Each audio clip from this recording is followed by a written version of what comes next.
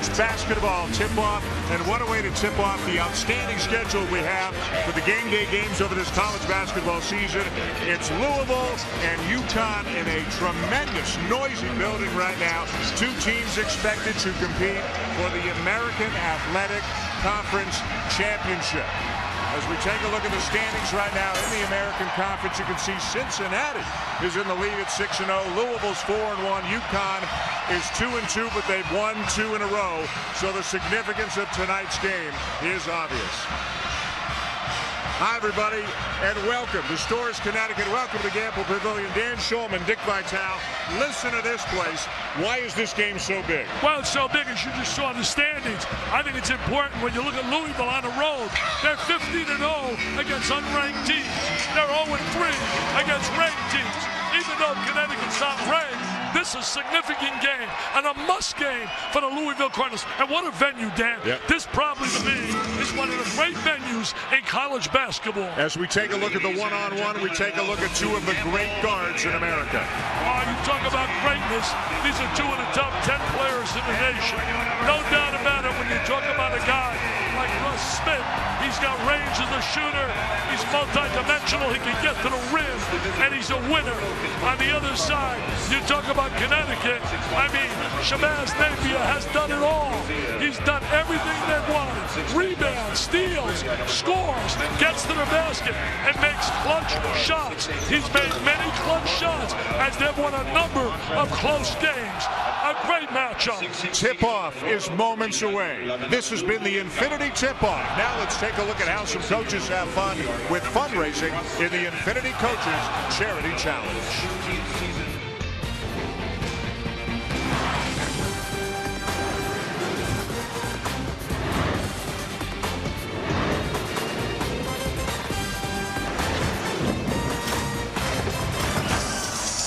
Welcome to Saturday Primetime, presented by DirecTV. You're watching the American Conference on ESPN. A sold-out Gamble Pavilion. Louisville, Yukon, the first of 2 regular season meetings between these two proud programs. And a Hall of Fame coach. Well, 2 of them are in the house tonight. Jim Calhoun, of course, is here, the former coach of Yukon, and Rick Pitino, a Hall of Famer himself, the head coach of the Louisville Cardinals. And look at the starting lineup right now for the Cardinals. They are without Chris Jones, one of their key players. The guard is out with an oblique injury. So Terry Rozier gets a start in the backcourt. The freshman Rozier with the senior Smith, and the senior did a little work on the freshman this week. For more, let's bring in Shannon Spade. That's right, Dan. Wednesday night was movie night at Russ Smith's house, and his guest was freshman point guard Terry Rozier. The movie didn't end until about 3 o'clock in the morning, but it was the conversations that the two had before and after the movie that really will have the biggest impact. Smith had some advice about leading this team. He told Rozier, just relax, go have fun, play your game, don't overthink it. He told me today that he feels like Rozier has been, quote, great. He took this opportunity. He's really elevated his game. When I spoke with Rick Pitino about an hour ago, I asked him how having Rozier in the lineup changes the dynamic of this team. He told me it doesn't, but having Chris Jones out definitely affects the depth, so they will be watching those fouls closely. Dan? All right, Shannon, thank you. And Louisville's going to have to face a whole lot of noise and a pretty good team in Connecticut as well. Yes, they lost at Houston. Yes, they lost at SMU. But Kevin Ollie thinks they've got a chance to be pretty good, and they've got some pretty good wins on their resume already this year. This would be another notch in their belt if they could knock off the 18th ranked team in the country here tonight. And it starts with the guard play for Yukon. Napier and Boatwright, both of them ultra quick. Lasan Chroma, grad student, former player at GW, really coming on, and he will make another start for the Huskies here tonight. You know, Chroma's going to open up defensively right now on Smith. I don't know if he has the quickness to stay in front of Smith. I think we'll see Napier on him as well. I think he's a key player in the game to be coming off the bench. He's not starting, started all year, didn't start the last game, and had a career-high 23 block shield. And the reason they're not starting him is they want to get him 25 minutes of action. They have felt he went 7 to 8 games straight, playing about 18 minutes, always in foul trouble early. Brian O'Connell, Ted Valentine, and Mike Stewart are officials. And we're underway with Louisville in visiting black with the red trim, controlling the tip, and the follow slam is there for Mango Mathiang. What an emphatic start for the Cardinals here at Gamble. Mathiang's the guy that took over for Jang, but the bottom line is he's a developing player. Any production they get offensively is a positive from him. And Louisville goes right into the zone to begin the game. DeAndre Daniels, 6'9" junior from Los Angeles, shooting 48% from beyond the arc. They're going to be tough to zone, Dan. They're one of the better perimeter three-point shooting teams in America. They're in the top 10 in the country in three-point percentage, and Daniels is coming off a 23-point effort his last time out as Russ Smith, the All-American candidate, puts Louisville back on top. Well, I really believe it's going to be tough for Croma to stay in front of him. He is so quick with the bounce and his explosiveness to the goal. There's the zone. And Kevin Ollie said at shoot-around today, no matter who is guarding him, it's going to be a tough effort to slow down Smith, a team effort rather, to slow down Smith as Daniels misses the jumper. Mathiang misses the reverse alley-oop. Nice pass by Hancock, who's healthy right now. Yep. Had an Achilles problem, didn't practice for a long time, really coming on. Boatwright misses the three, long rebound down to Smith. Smith with a nice look ahead to Rozier, the freshman. Can't finish, and it's Connecticut ball. They believe that Rozier is going to be a really solid player, better than just average. Look at that drive right to the goal. The left hand lays it up, and there is the jam on the foul. Nobody blocks out. The block out situation is a joke in college basketball. Screened by Amita Brima, who last week had a terrific game. 20 points, 8 rebounds, 5 blocks. Another three. This time it's Croma from the corner. Second three already for the Huskies. You know, Croma in the last game went 5 for 5 against Memphis on the road. What a win that was Thursday night for Yukon. A special win. No basket. There was a whistle and a foul. Tough to hear the whistle in this kind of an environment. Here's Lasan Croma. He's as we mentioned, a grad student, 3 years, over 1,000 points, double-figure score at GW. They're trying to take away that rule. They don't think that maybe players should get a waiver to be able to play immediately for any reason. They put it on hold at the convention down in San Diego. Napier the foul, his first. Something to keep an eye on. Smith, off-balance floater. Mathiang has it, lost it. Harrell is there, and he'll have a chance for a three-point play. Nice strong play on the inside by Harrell. Last year they were getting those kind of plays from Shane Mahanan, who's no longer part of the team. Was a physical force, especially in the Final Four. Take a look right here. There's a little floater in the lane. There's the good offensive rebound. He bounces to the deck. Ball comes loose. He picks it up, gets the conversion. And you got to wonder who Yukon has. Daniels has given up about 40 pounds in the matchup with Montrezl Harrell. Harrell on any given night he doesn't do it consistently, but he's got the talent to put up 20 and 10 on any given night. Well, the bottom line is they're going to find a way to get some production inside Connecticut. Croma, nice look to Daniels. He knew he missed it way long with the air ball. They really pushed the ball up the court in Louisville. A lot of quickness. And again, Rozier getting the start. Chris Jones out with an injury. Rozier turns it over. Croma! I tell you one thing, Croma's been very impressive here. Graduate, George Washington, as you said, Dan, was recruited by Carl Hobbs at George Washington. Now an associate coach here to Kevin Ollie. So he joins his buddy, Mr. Hobbs. Hollywood, the student section, in honor of head coach Kevin Ollie. You visited before the game. Not an easy job to come in here and replace the likes of Jim Calhoun, but Kevin Ollie did it with dignity and class last year in a tough situation. They couldn't go to the postseason. He had to wait a while to get a contract that really made him the permanent, the full-time head coach. But there's a good vibe around this program. Absolutely. You know, this guy here, he knows how tough it is to get a contract. He worked for one. He played on one-year contracts in the NBA for 13 years. 13 years. He had many one-year deals. Played for 11 different teams. He was all about defense and heart and winning. Smith, boy, you don't have to give him much room, and he'll get to the basket. You know, I think Rick Pitino's going to be very happy seeing the early play of Smith. He's having no problem whatsoever beating his guy off the bounce. And one of the things that Yukon talked about was he loves to get inside, but then they like to kick it out for threes. So they wanted to make Smith make tough layups rather than kick it out for threes. And so far, he's making those layups. And we've got a reach-in foul on Luke Hancock.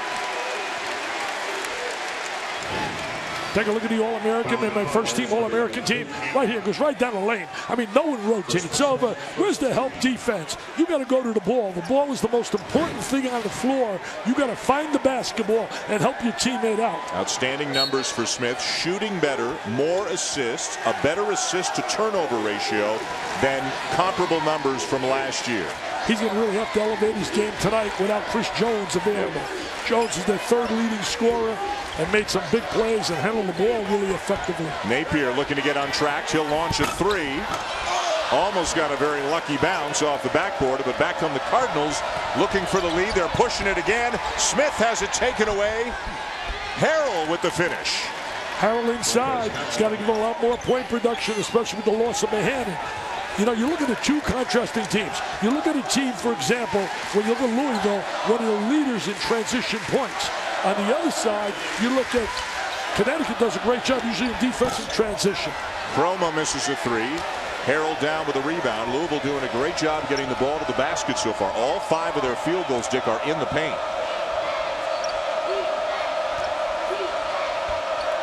Again, a ball screen for Smith. Yeah, they use those ball screens very effectively. Hancock's pass knocked away. He telegraphed it. Here's Boatwright. Behind the back to Daniels, who can't finish the slam. Oh, he'd have brought the house down. There's that pump fake. He does that as well as anybody in America, Hancock. And Harrell steps into a 16-footer. What a sequence that was. Nice unselfish play by Hancock. Rather than force the shot, he finds Harrell. And if Harrell makes that shot, he becomes a real star. So a 4-point lead for Louisville, less than 5 minutes into the game, and they're back in the zone. Staying in that zone. Got to get in the gaps and seams of it. Right by the foul line area, it's wide open. Somebody's got to slide right in that 3-second area. And it's Daniels looking to get inside. Napier thinking about it. Doing more than that and hitting it. Rick Pitino told me, no doubt you'll see both these guards at the next level. Napier, think about it, Dan. I talked about it earlier. He's the only player in America to lead his team in scoring, rebound, assists, steals, and minutes play. Incredible numbers for both Napier and Russ Smith. 2 All-America candidates this year. We'll have an over-the-back foul on Mathiang to take us to the first media timeout of the night. And we wouldn't be doing our jobs right if we didn't show you this attempt on the break by Yukon. Daniels, everything but the finish. Wow. ESPN's exclusive presentation of college basketball is presented by DirecTV. If you call yourself a sports fan, you gotta get DirecTV. Call 1-800-DirecTV. And in part by Infinity. Luxury cars that deliver inspired performance. And State Farm. For auto, home, life, and banking. Get to a better state. And welcome back to Stores, Connecticut, a part of My Home Court Week. And Gamble Pavilion is a special place here, not a big place, but a place with a lot of atmosphere and a place that has seen some great basketball over the years. Of course, led by Jim Calhoun, the men's team. The men's program has won 3 national championships and had a phenomenal 1-loss record over the years. And then you look at what Gino Auriemma and the women have done, winning 8 national championships, 292 and 19, outrageously good, and they're #1 and unbeaten again this year. The combination of the men's and women's programs here as good as it gets in America. You know, they're coming off an incredible win, the women's team.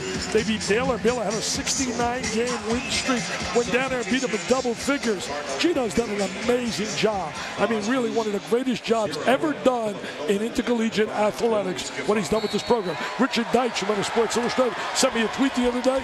Said, put them down. Unbeaten. They will be unbeaten. Wow. Niels Gaffey into the game with the ball for Yukon. Lost it on the way up. And it's out of bounds to Louisville, and I think they're going to overturn this. Teddy Valentine. It looked like it did hit the body of a Louisville player and bounce out of bounds. And so coming over to help with the call is Mike Stewart, and they get it right. Good bit of officiating, getting together, the 3 of them. It's right, right there. Hit the arm, actually, the outstretched arm of Wayne Blackshear. And deflected out of bounds. So Blackshear, as you mentioned, 23 off the bench in his last game, in for Louisville. Gaffey, who can really shoot it from outside this year, he is at 56% on 3-pointers, 22 for 39. Bottom line is he's got to get some more looks because he's a flat-out automatic almost. He's Nolan into the game as well. He's one of the 3 guys returning from their championship team. Boatwright turns it over. Key number 1 for Yukon, according to Kevin Ollie. Great rejection by Nolan. Was not to turn it over because that will happen at the other end. Haven't really been a factor on the inside. Originally committed to Virginia Tech, to our buddy Seth Greenberg. When Seth was let go down there, he decided to go elsewhere, and the beneficiary has been Mr. Pitino. Second foul on DeAndre Daniels. That is a major, major loss for Connecticut as he sits down. Tyler Olander will take his place. You know, Olander is one of those guys that started almost every game the year they won the national title. So you're bringing in an experienced player. But this is an unusual lineup right now. Napier's on the bench, so it's Boatwright and Omar Calhoun in the backcourt, and then Olander, Giffey, and Nolan up front for Connecticut. You know, Calhoun averaged 11 points a game last year, started almost every game. Bottom line is he has struggled his last few games. Has not made shots. I guess that's called struggling. You don't make shots. Tim Henderson is checked in for Louisville. He'll get some minutes because they're thin in the backcourt with the injury to Jones. And there's a foul on Stephen Van Treese. Talking about making shots. Henderson made 2 of the biggest shots in Louisville's year last year, winning the national title. They were on the ropes against Wichita State. And by the way, Rick Pitino told us today, they are definitely a Goliath basketball team. They won again today. Wichita State, you're talking about. Still undefeated. Yeah. But Henderson made 2 big threes. They were in trouble in that game. He was a walk-on at that point. They just put him on scholarship second semester of this year when a scholarship was freed up. So you had a walk-on making 2 threes that might have saved their season and helped them win a national championship. I agree with you, Dan. He really did. And Giffey bumps Blackshear. How about all the kids out there? Notice when a Louisville kid catches the basketball, how they immediately go into triple threat position where you can drive, shoot, or pass. And they use that pump fake so well because this guy is a teacher. The other day, he was floating on cloud 9, the writer Tim Sullivan told me, when he was listening to his son's game against Ohio State. Got a pretty good team. I believe they've only lost 4 games. Yeah, a pretty good team in what's been a great league so far. Saw Michigan pick up a huge road win at Wisconsin today. We'll see the Wolverines 1 week from tonight. Our next game day game in East Lansing against Michigan State. That's a special place down there. I think they get the best guard combo in America. Nice cut by Giffey. Nice pass by Olander. Well, he did a great job moving without the basketball. One of the lost arts of many players. The toughest guy to stop is a guy that's in motion.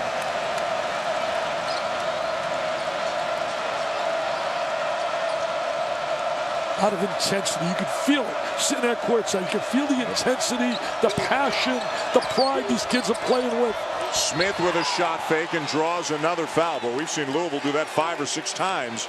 Shot fake to try to get by somebody or draw a foul. Big Monday presented by Verizon. It comes your way 48 hours from now. It begins with North Carolina. They picked up their first conference win today at home against BC. They will take on Virginia. And then Baylor and Kansas. Interesting matchup at 9 Eastern. Both games also live on Watch ESPN. Well, you and I are going down there for Kansas and Baylor. That's going to be interesting down in Waco. I said it before the season, even though when everybody was bragging about Oklahoma State and all the teams, you got to go through Lawrence to win the Big 12.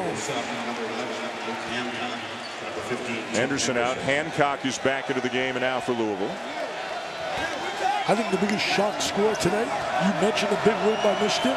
I think the shock to me is Northwestern going to Bloomington, Indiana, Chris Collins, and getting a win over the Hoosiers. All kinds of action, and you can hear more about it after the game and on SportsCenter tonight. A busy, crazy Saturday in college basketball with conference play now in full swing. Look at that quickness. Really quick, playing with a heavy heart. Boatwright. Now, Ryan Boatwright, his cousin, Aaron Williams, was shot and killed Monday back in their hometown of Aurora, Illinois. A cousin who he says was more like a brother. Nolan has it rejected.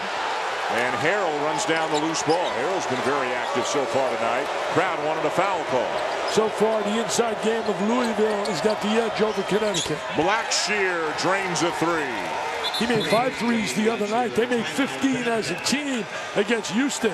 I think maybe this is going to really help him where he doesn't get into foul trouble early like he's been getting those 2 quick fouls when he started, and he's been sitting next to Rick Pitino. And Kevin Ollie will use a timeout. So each coach has used a timeout in the first 8:03 of this game. You mentioned 15 threes in their last game at Blackshear. When he gets hot, he can really stroke it. There he is, squaring up his body, getting the good look. Key is to catch the ball at the right time, square your body, get the shoulders to the rim. Great job right there, good execution. They were 11 for 15 in the first half against Houston. Wound up 15 for 28. And between the points they get off turnovers, if they can make threes, well, they're almost unbeatable when they score in both of those ways in the same game. You know how you can't look at scores, because you look at scores, you go nuts. Louisville beats Houston by 39. Houston had Connecticut down 21 before Connecticut made a late run and lost by 4. Connecticut lost its first 2 games in conference play, both on the road at Houston and SMU. How about the job Larry Brown's doing at Phenomenal. SMU? Well, what did Rick Pitino say today? Doing an amazing job. He's in the 70s club. I root for all the guys in the 70s club. Because you're in the 70s club. Well, when a guy in the 70s club makes a mistake, they say he's old and senile. When a guy makes a mistake who's young like you and vibrant, they say he's not focused, he's not concentrating. Give me a break. Who else is in your 70s club? Right. He's probably in the 70s club. Guys, we got a bunch of them. Digger, we got Bob Knight. I mean, we got them all. Lou Holtz. It goes on and on. We're going to be in the 90s club. That's the key. Getting to the 90s club. Napier back into the game for Connecticut. A little choking pressure there by Louisville. Tough to pressure their guards with such quickness. I love the versatility of Napier. He would be on my list if I picked the top 10 players in America thus far. Anton Gill in for the first time for Louisville. Again, he is getting some minutes because they're thin due to the injury to Chris Jones. Nolan loses it out of bounds. And the officials conferring. We still don't know who they're going to give the ball to. They will give it to Louisville to take us to a media timeout. Louisville leading by 6. When we come back, Shannon Spake will be in conversation with Hall of Fame coach Jim Calhoun courtside here at Gampel Pavilion. Week here on the ESPN family of networks, and we're taking a look at Gampel Pavilion tonight, which opened back in 1990. The first game here, January 27th, 1990, and Connecticut picks up a win in their first game here against St. John's. One of the many memorable moments in the Hall of Fame career of Jim Calhoun, who went on to win 3 national championships as head coach of the Yukon Huskies. A 14-point win in the first ever game in this building just about 24 years ago. Coach Calhoun is with Shannon Spake. Well, Dan, I think that this man right here still has one of the best seats in the house, right here at the end of the court. For a person who hasn't been to this pavilion, to this location, what makes this place so special? Students. You know, the kids were here tonight. I was walking by to do a function before the game, 3 hours. There was thousands of them outside, chanting and chanting. And, you know, we're right in the middle of campus, unusual a little bit. And this place, we beat St. John's in 1990 in March 12th. And from that date on, it's been a really special arena. You know, I've been watching you during the few minutes that we played, and you're pretty calm. What are the emotions for you during the game? 5 of my former players are assistants, and the head coaches were my former players. So I'm excited about them. I love the atmosphere, and I just want us to rebound a little bit right now. Yeah, you mentioned Coach Ollie. He has played for several head coaches, but he told me yesterday that you are the coach that helped him become a man. So what is it like to now watch him lead this team? Well, he's pretty special. I mean, Kevin's a great young guy. He's done a great job with his basketball team, and you know we've got great recruit signs. We're going to be very good. Thank you. Thank you. Dan? Shannon, thank you. Once a coach, always a coach. He's happy to be here. He loves the students, and he just wants them to rebound a little bit more. I'll tell you one thing, he doesn't pay for his seat either. 3 national titles. What a great move by Hancock without the basketball. And the lead has grown to 8, and Yukon turns it over. So it was Louisville scuffling early, but Yukon ever since as Napier knocks the ball out of bounds. You know, the difference between a good year and a great year is winning close games. You look at Yukon, 1 over Maryland, 2 over Boston College, 1 over Indiana, 1 over Florida, 5 over Harvard. I mean, they lose by 2 to Stanford, they lost by 4 to Houston. Incredible close games they've been involved in. They're without one of their key players right now. DeAndre Daniels went out a couple of minutes ago with his 2nd foul. Rozier over Boatwright. Olander had it, and it's off a leg, and the long loose ball bounces out to Hancock, and the Cardinals have a fresh 35. Blackshear around and out. Harrell with the offensive rebound. Jim Calhoun's right. The rebounding is really hurting them on the inside. Offensive rebounding. They're getting up on the glass. When you look at Louisville. We saw that earlier today where Syracuse got dominated on the offensive glass by Pittsburgh, but somehow had a late run in them just enough to win 59-55. Olander with a rebound and a putback. Well, the experience of Olander gets to that score. You mentioned that Syracuse-Pitt game. Pitt defends really well. Got a great player when you talk about certainly Patterson. But the difference at the end was Ennis. Two incredible drives to the goal. And the freshman also made a couple of key free throws. He made all the plays down the stretch as Syracuse remained unbeaten. Got some Super Tuesday action coming your way here on ESPN. It begins at 7 Eastern. Indiana and Michigan State. Big week for Michigan State. They play Indiana Tuesday and then Michigan, where we'll see them 1 week from tonight. And then Kentucky hosting Texas A&M. Both games also available live on Watch ESPN. Well, John Calipari is becoming an expert teaching free throw shooting. His team today to beat Tennessee went 23 for 24 on the line. Hancock guarding Napier. Napier baseline, kicks it out to Boatwright. Now Mathiang is on Napier. Doing a lot of switching. Great fake. Great fake to get that score in the lane. He made a clutch shot to beat the Gators of Florida. A very good Florida basketball team. That if they would free Walker down there, the NCAA, and stop procrastinating, that'd even be better.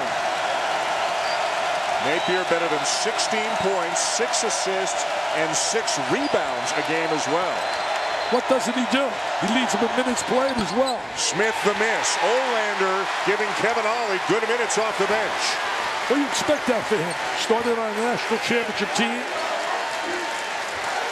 They brought it to him. He needed the man-to-man right now. Back in the zone. They're back in that zone. It's Smith on Napier now. Well, they're actually zoning up. Yeah, you're right. Smith in the vicinity of Napier. Forgive me, you're right. Yafai's open. That's automatic. That's like a layup for him. That's like a layup. What'd you say earlier? He's shooting like 57%? 56% on the year. He is now 23 out of 40 from beyond the arc on the season. They got to get many more shots. Get it free. Played for the German national team in the summer at the age of 19. Good ball movement. And the finish for Harrell, the assist to Hancock. You know, Howard gets the score, but you know what created that opportunity? The ball fake. The ball fake really created a shot fake, ball fake, whatever you want to call that. He does that so well. I think he does that better than anybody in America. What a start for Harrell. As you can see, 11 points and 5 rebounds already. Boatwright behind the back, puts the brakes on. Good help by Mathiang. Boatwright tries it again. That zone's doing a great job keeping away their driving ability. So Boatwright will launch a 3. Normally a very good shooting team. The perimeter game has usually been there. Positive. Pass is deflected out of bounds. It will stay with Louisville when we come back. Yukon has gotten back within 3. And Shabazz Napier right in the middle of it, as he always seems to be. You love this fake. There's Shabazz. Great fake. In traffic, gets the score. And Yafai does what he does really well. Shoots the trifecta. Nothing but nylon, baby. All right, Adnan, thank you. And back here with the Gamble Pavilion, along with Shannon Spake as well. It is a good game between Louisville and Connecticut, an intense affair in a wild environment of the visiting Cardinals, really looking for their first signature win. Maybe that's an overused phrase, but they're 0-3 against ranked teams. They're 15-0 against unranked teams. They haven't really beaten a big-name opponent so far this year. You know, you beat me to the punch again, because I was going to simply say, when you look at their resume, where are their quality wins? And the one thing, the American Athletic right now will not give you many opportunities to get those big-time wins. So you better take advantage if you play a Memphis or Cincinnati or Connecticut.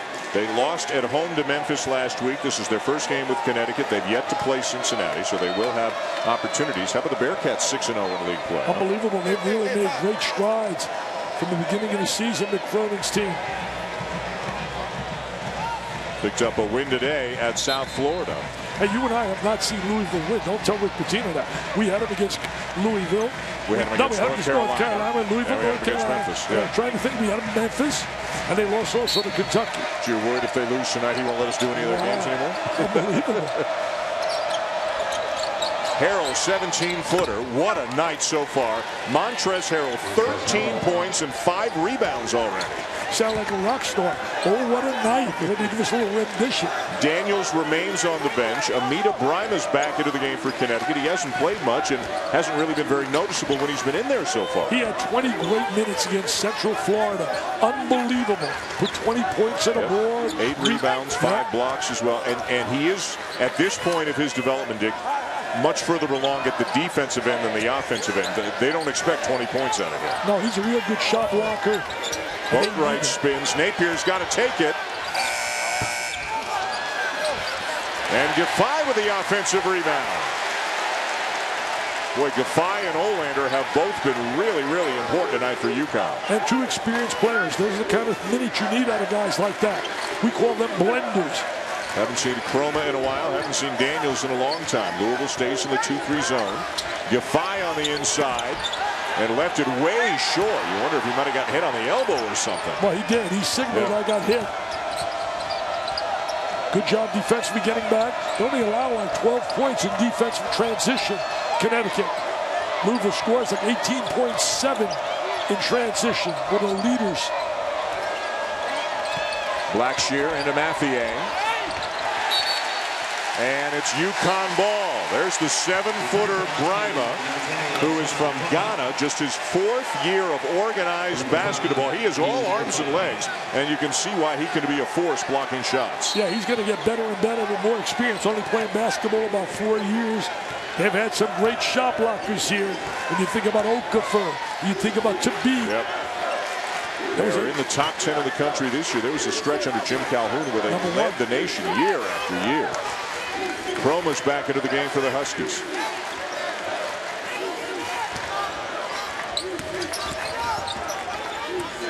Well, you're right. This Louisville zone is keeping Boatwright and Napier out of the lane.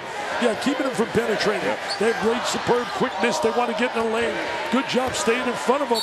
Smith did a great job right there defensively. And he forces the turnover. Napier says it was out off Smith, but the ball is going to the Cardinals. You'd love to see the 2 guys go head-to-head. Little one-on-one matchup. We saw that with Jackson and Smith with that matchup with Memphis. A lot of great guards in this league. Louisville, of course, this is their only year in the American Conference. They're off to the ACC next year. What an addition they will be. Smith trying to penetrate, trying to find a gap. Mathieu whips a pass, and Harrell's called for the travel. He took an extra step. Gets away with that if he was in the NBA, but not getting away with that in college.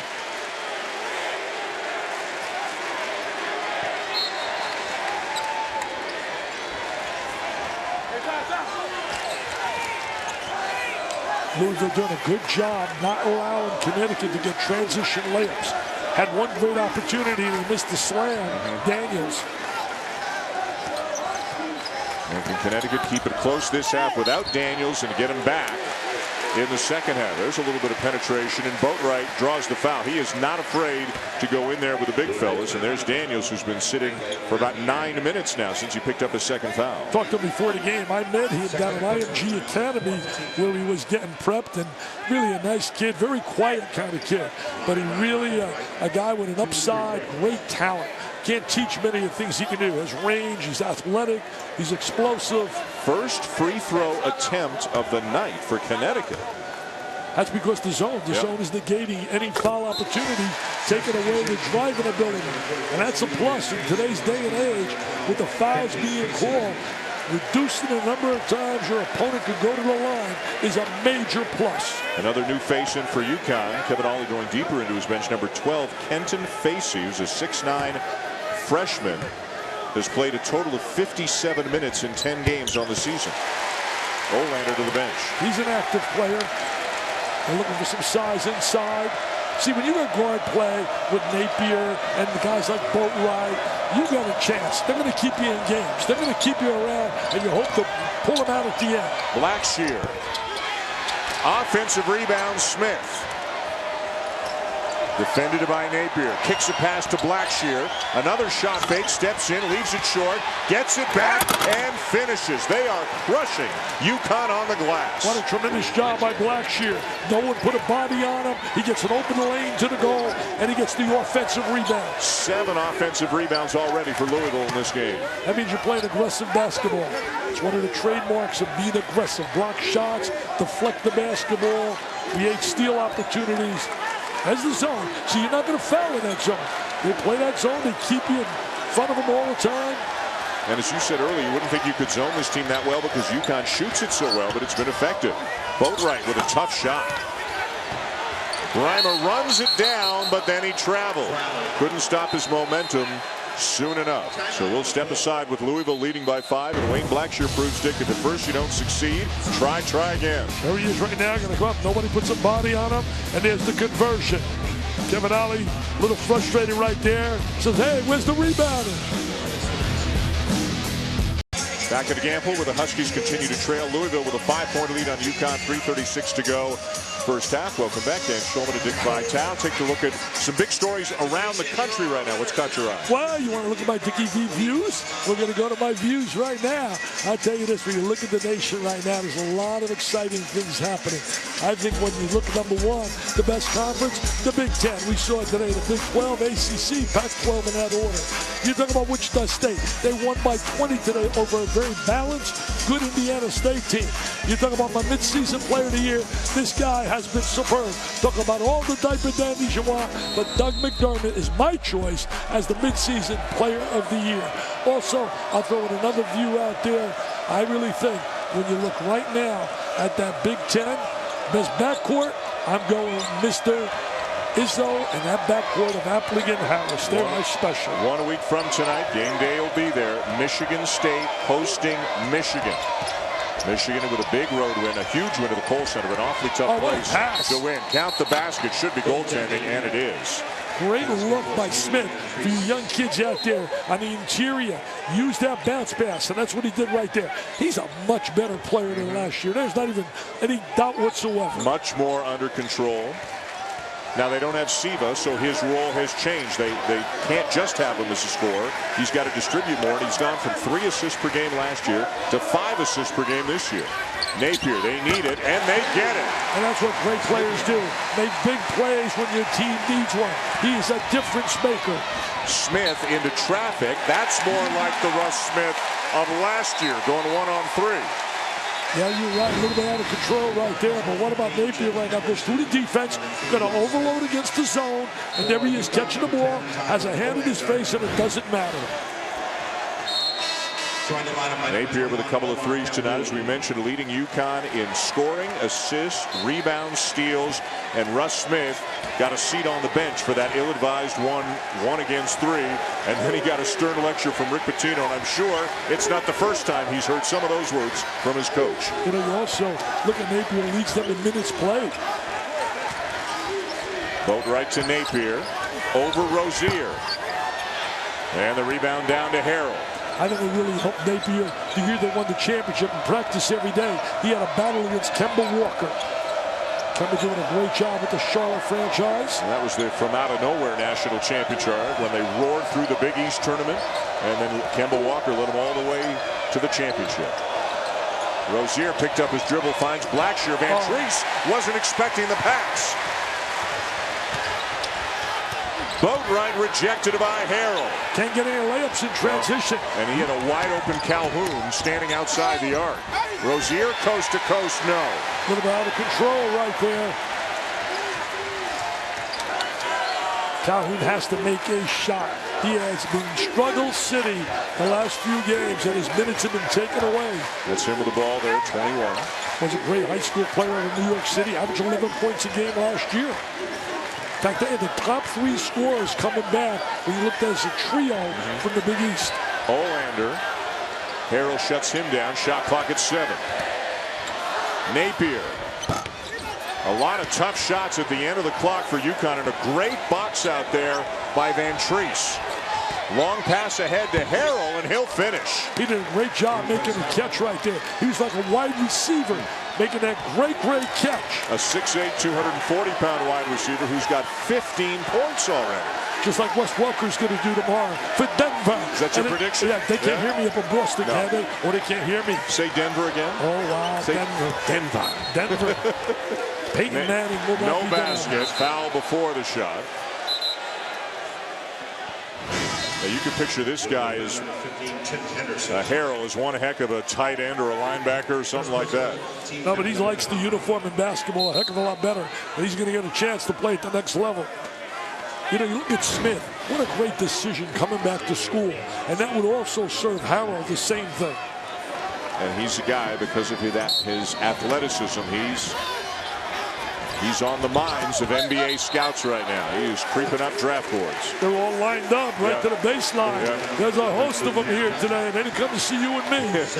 Coming up on the Mazda halftime report, a new chapter, the first ACC chapter, and a game that had a distinct Big East feel to it as Pittsburgh and Syracuse battled up at the Carrier Dome, and then a nail-biter between Oklahoma State and Kansas in the Big 12. Reese J. Jalen will have the stories, highlights, and more. Tell you one thing, those guys do a phenomenal job putting so many hours the game day crew. They were at the Palestra today. Yeah, Reese, what a quarterback. And then came up here for the night show. Oh, Napier again. Big Free. He's not disappointing, man. The great stars never disappoint. They respond. They have pride and passion. I saw last night of Billy Joel, man, the piano man. He responded. And right now, Mr. Napier's responding. Henderson needs some help. I want to pick up a dribble. That's a no-no, young kids. Smith. Reimer got a piece, but what an active follow there by Van Treese. Yukon can hold for the final shot. Great play by Van Treese coming up with that. Napier. And an offensive foul. No foul. Just out of bounds off Napier. I thought he got fouled. Louisville ball. I thought they made contact on Napier. He's got to use his driving ability a little bit more. Don't want him to see him become a guy looking to go to the exterior and shoot perimeter jumpers. Boy, what a potential momentum shift that is as they come up with an empty possession and then give Louisville enough time to try to make a shot. I thought he got bumped there. I thought he definitely got bumped. Hancock to inbound it for the Cardinals. And now they'll switch and put Henderson on the end line. Well, you look at Connecticut played nearly the entire half without Daniels. Yep. Hancock trying to go coast to coast. Call a foul. And a foul is called on Chroma. They're going to call the foul right there, and they get away with one down on the other end on Napier. That's not being consistent. Kevin Ollie's got a look right. I mean, right here, and he's going to the basket. I don't know about blowing out. You reach and you swipe. Yeah, he did. He did foul. He hit him on the arm. Yeah.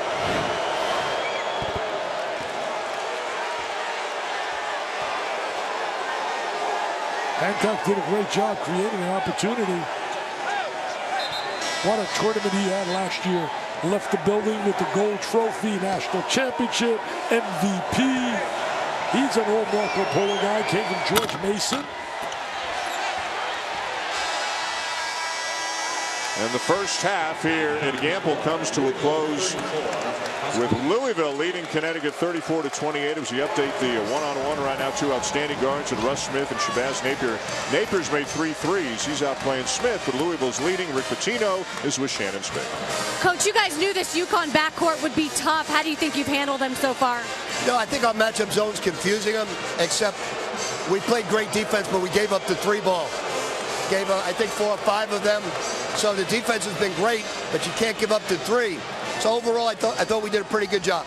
Offensively, what do you want to see from your team in the second half? Well, they're helping, and it's okay to take the guy, but you can't go 1-on-4. You got to make sure they have to guard, because then you get them out on the break and bad things happen.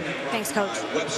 And that guy he was talking about was Russ Smith, who got a seat on the bench. But Louisville still got the lead at the half. They're up by 6. When we come back, Reese and the guys deliver the Mazda halftime reports. Halftime report is presented by Mazda. It takes conviction, creativity, and courage to build cars worth driving. This is the Mazda way. What do you drive? The engine that's driving Louisville is Welcome to the Mazda Halftime Report.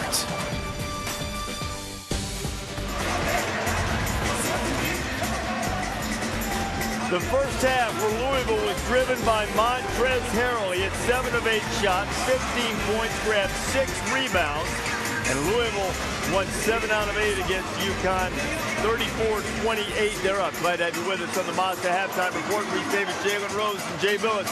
And Harrell was the dominant force in the first 20 minutes. Harrell was terrific, and Louisville did a really good job on the glass. They absolutely dominated Yukon on the backboards, and they're so good defensively. Yukon had a hard time getting some open looks. They did hit a few threes. I think one of the big keys in the ball game was the fact that DeAndre Daniels, who had 23 points on Thursday against Memphis, got 2 fouls early, didn't play. You know, they don't really have a third weapon out there that they can really rely upon after Napier and Boatwright. And when Daniels gets back out there, he's got to be a threat to score. He can't just have 2 guys scoring. And Louisville is winning at the half, but I think Yukon did a very good job of making Russ Smith play a little bit out of control, contesting him in the paint, playing without fouling. He made a couple of bad passes. I think if they can continue to keep his production down, this is the best half that Montrezl Harrell has had all season. So if he can't keep that up, then I think UConn's in pretty good shape. Yeah, Yukon shot 35% in the first half. They're down 6. So 34-28 at the break. A couple of teams that spent a lot of time in the Big East, with these 2 teams squared off on Saturday. Pittsburgh and Syracuse, their first meeting as ACC rivals. Pittsburgh won 4 of the last 5 in the Carrier Dome. Lamar Patterson draining it. He had 18, Jalen. He shot that from Yonkers. The entire Pitt team made 5 threes. He made 4 of them. How about Tyler Ennis down the gun of the game? Boeheim implored him to shoot more, and he did. What about this move, Jay? Well, Tyler Ennis made 2 terrific moves down the stretch, knocked down a big free throw. He was the reason that Syracuse won the game. Grant, Fair, and Ennis earned their scholarships. All played 40 minutes. 59-54 as Syracuse remains unbeaten, 18-0, 5-0. The ACC, Wichita State also perfect, a 20-point victory over Indiana State. Arizona not playing, so Syracuse, Wichita State, and Arizona remain the 3 undefeated teams in college basketball. Top 15 matchup in the Big 12. Andrew Wiggins in Kansas hosting Oklahoma State, but Wiggins had just 3 points. It was Joel Embiid who stole the show. Concede for Embiid. The big fella was scoring, blocking shots. He was terrific all game. Kansas squandered a double-figure lead when the Pokes got hot. Markel Brown hit 1, but Embiid had the answer. He had 13, 11, 8 blocks. And how about Phil Forte and the shooting show that he put on, Jay? Well, late in the ball game, when they have to have a 3, you cannot allow him to get an open 3. You got to be right on him, make him put it on the deck. Kansas made a mistake there. 80-78 game. Frank Mason made a couple of clutch defensive plays late. Boy, really, right before Forte hit that 3, knocked the ball away, and then knocking it away from LeBron Nash when he's got a chance to win the game. Great play. 80-78, Kansas wins it. We'll show you a couple of the other freshmen and how they fared on Saturday when you come back. This halftime report is presented by Mazda. It takes conviction, creativity, and courage to build cars worth driving. This is the Mazda way. What do you drive? Halftime report.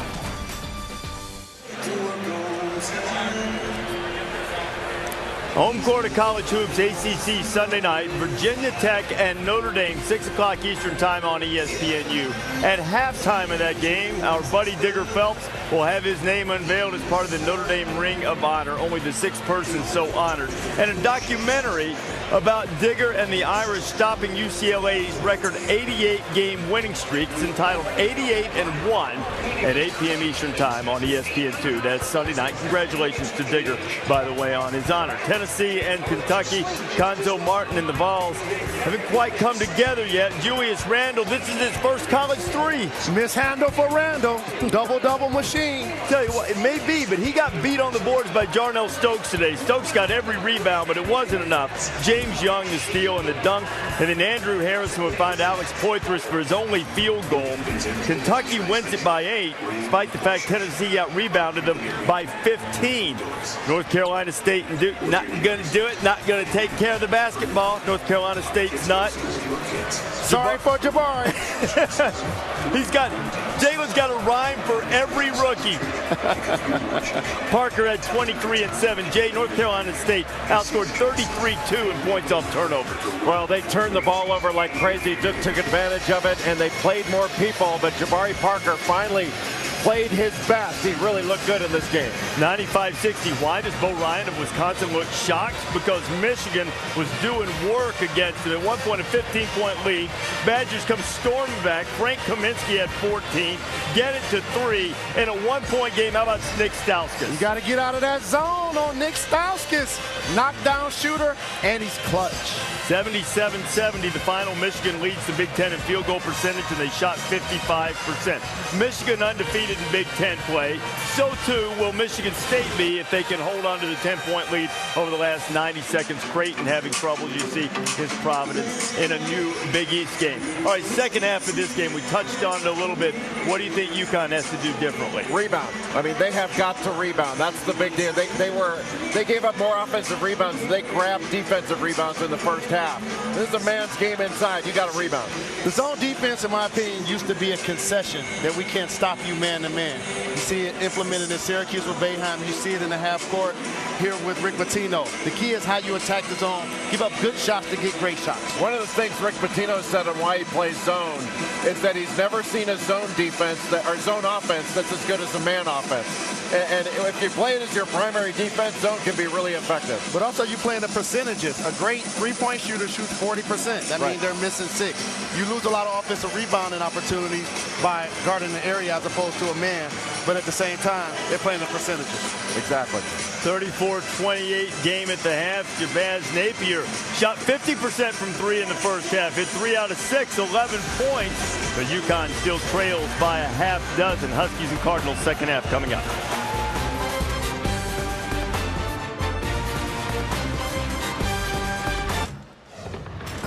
Back to Saturday Prime Time, presented by DirecTV.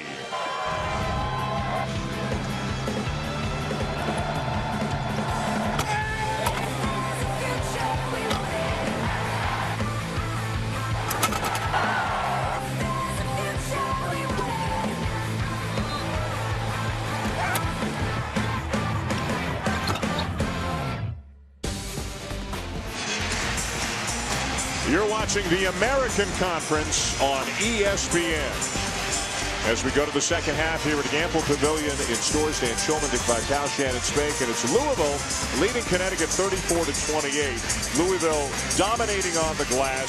Second chance points 11-2. The three-pointer for Connecticut keeping them in the game. Otherwise, they'd be in real trouble right now. Yeah, they made 6 threes, and those threes certainly have been a factor.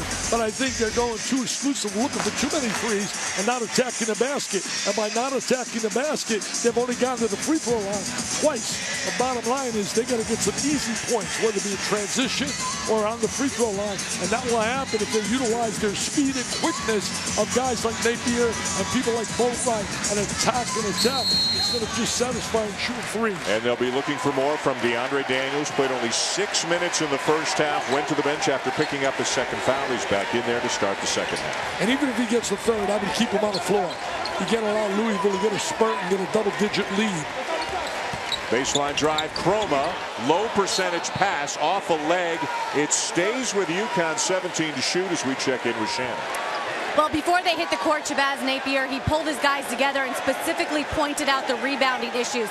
Inside the locker room, Coach Ollie, he told his guys, you got to get back on zone offense quicker.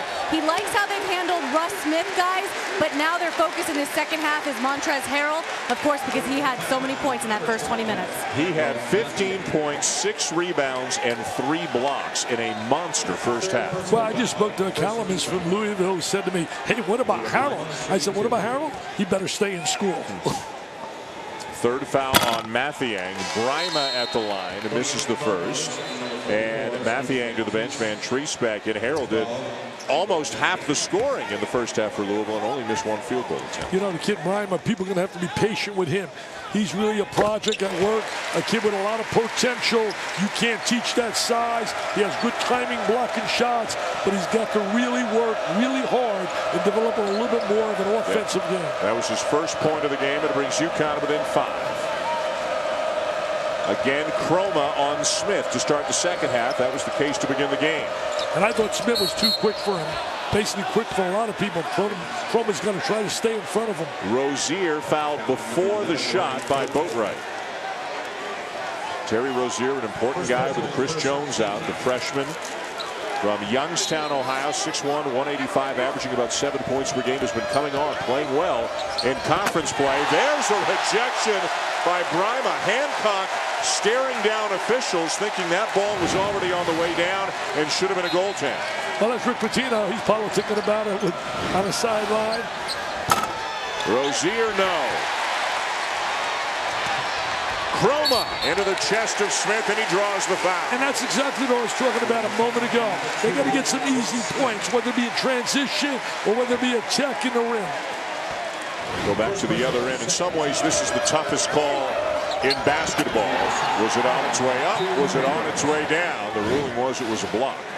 And maybe a cut or something sustained by Brima. You could see him grimacing on the replay we just showed of the block, and he's getting a little attention here during the free throws. He's one of the better shot blockers in the league right now. When you look at the number of blocked shots for a young player. Averaging almost 3 a game, and he only plays 14 minutes a game. You multiply that towards 40 minutes, man, it comes to some big numbers. And I think this future is so bright. So Connecticut with more made free throws in the first minute of the second half than they had in the entire first half. And the first time they're going to show a little 1-2-2 half-court trap here. Post up. Deflection there by Boatwright, but Louisville maintains possession. Rozier, pretty good poise for a young guy. Averaging about 28 a game on a high school level.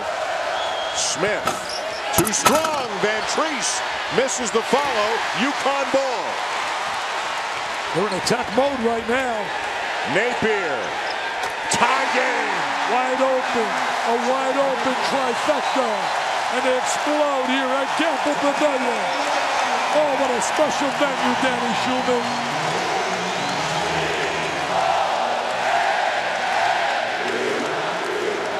Exclusive presentation of college basketball is brought to you by Verizon. Verizon's 4G LTE network is 3 times larger than any other 4G LTE network. The University of Connecticut, one of only 2 colleges in the country that offers a degree in puppet arts. We looked and looked and looked for a Dick Vitale puppet. We cannot find a Dick Vitale puppet. But you know what? If they made a Shabazz Napier puppet here, it'd be pretty popular.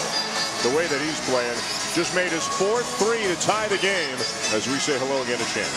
Yeah, Dan, you guys mentioned Amita Brima. His finger, his right finger, pointer finger, got some blood coming off of it. So during that last timeout, the doctors were taking a look at it and trying to get him fixed up. You saw him come off the court a little bit earlier, but obviously still out there, just a little cut. All right, Shannon, thank you. You can see from the replay hitting it on the corner of the backboard, it looked like, as he blocked that shot. Louisville forced to use a timeout. Rick Pitino did early in the second half.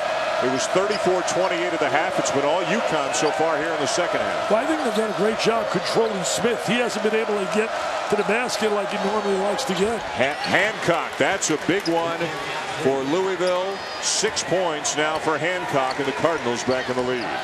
They're so happy that he's healthy. Had that Achilles heel problem. He's back 100%. He was hardly practicing at the beginning of the season. So far in 5 conference games, he's averaging almost 17 points per game. Daniels misses the turnaround. Rozier with a crossover to try and shake Boatwright. Now Smith. Trying to get some help right here. There's the help in the lane. Hancock, not this time. Long rebound, bounces out to Rozier. And now a foul on Van Treese. If they're going to win this game, Connecticut on their home floor right here, Daniels has to step up. He's got to start giving them some point production. He's got to rebound and utilize that great athletic ability and forget about the 2 fouls. Can't become passive when you get in foul trouble. Yeah, you end up hurting your team. Only played 6 minutes in the first half because of the foul trouble. He's got to forget that now and really go at it. Be aggressive. The zone throughout the night for Louisville. Chroma off to Boatwright. Still lots of time. Well, the zone is negated. Getting to the free throw line for Connecticut. Loose ball to Boatwright.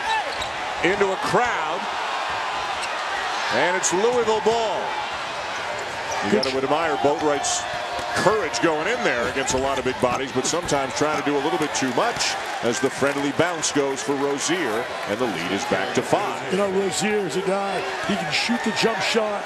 He's going more to a leadership role, trying to be more of a distributor, passer. Russ Smith called for the foul. Rozier averaged 28 points a game last year at Hargrave Military Academy, where they produced so many great players. And Smith's going to sit down. Henderson back in. Rick Pitino is not happy with Russ Smith tonight. He's always motivating. Russ is a guy that really is an intriguing guy, but he knows where he's coming from. And Rick knows for them to win, Smith's going to be on that floor. And Pitino loves him. He loves him. He tells him that. He tells everybody that. But this has not been a vintage Russ-diculous kind of night.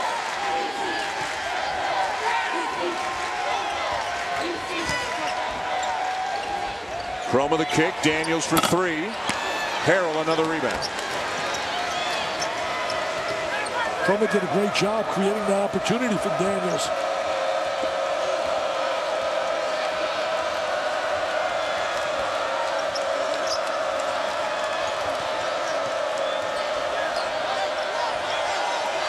Hancock gets it back.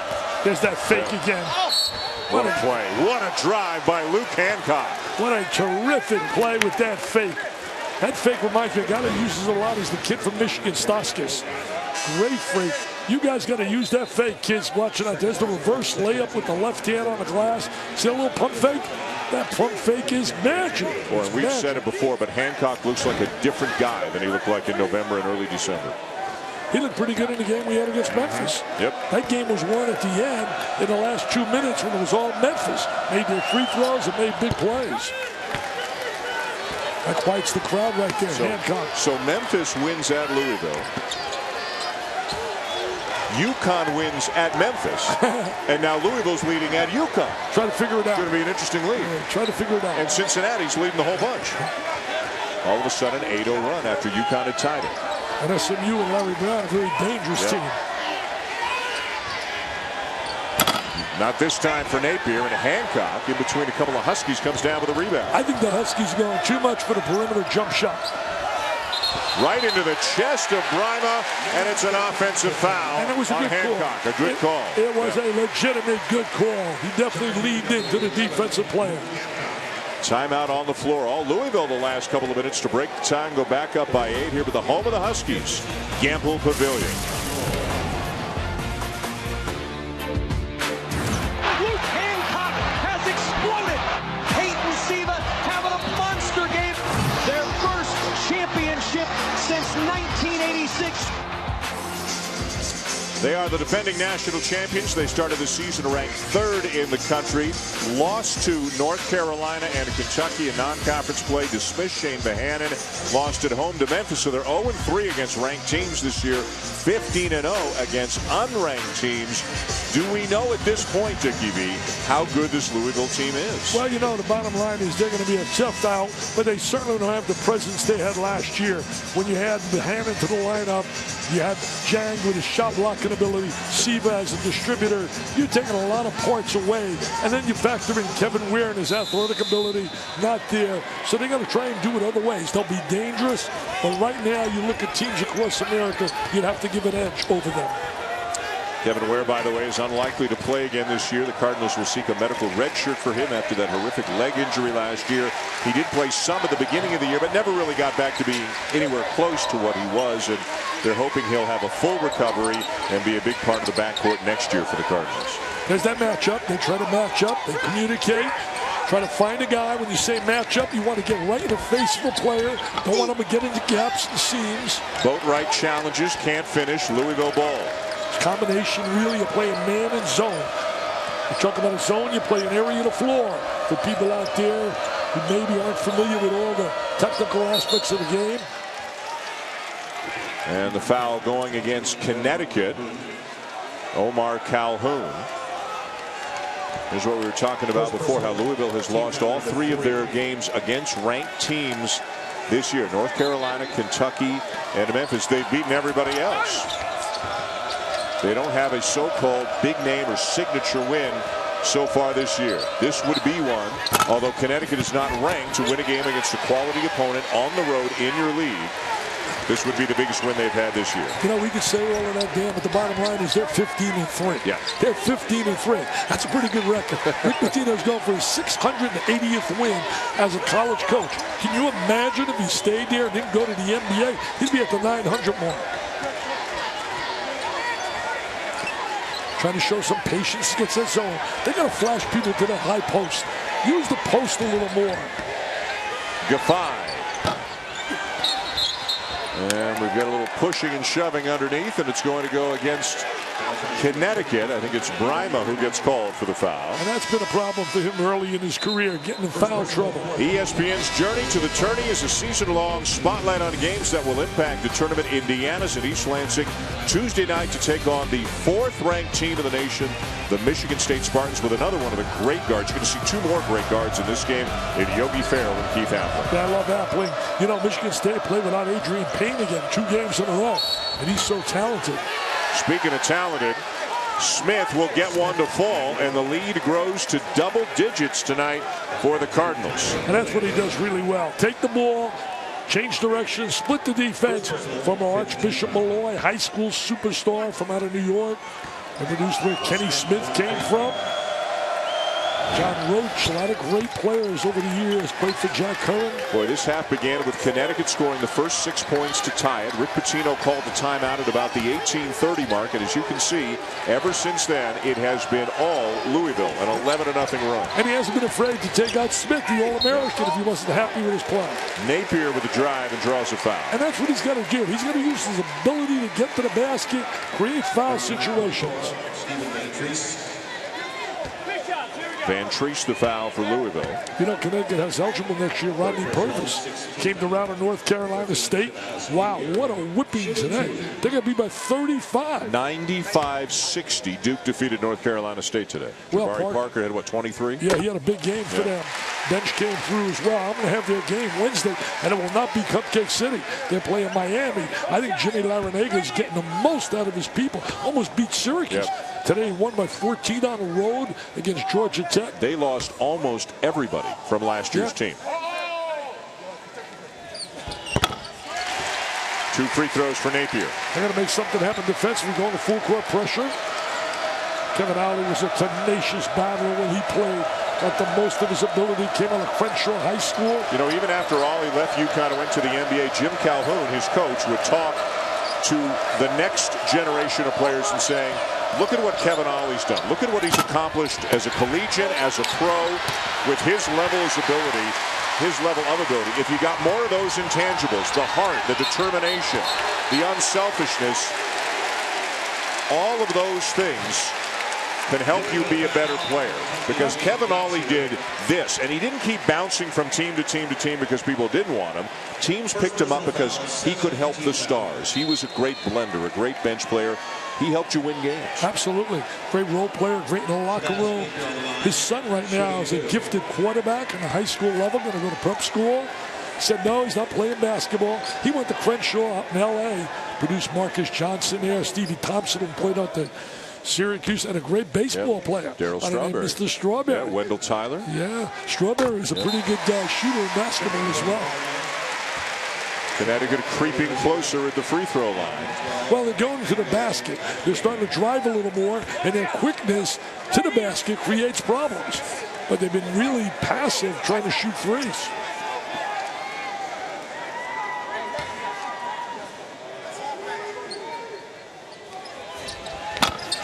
I think when you look at Rick Pitino's career, what I've observed about him, he's been a master at changing the rhythm of games with his defensive alignment.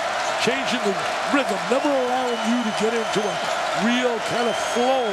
1 minute he's playing half-court defense, zone, then he's playing man-to-man. Blackshear with a putback. Offensive glass again, really hurting the Huskies tonight.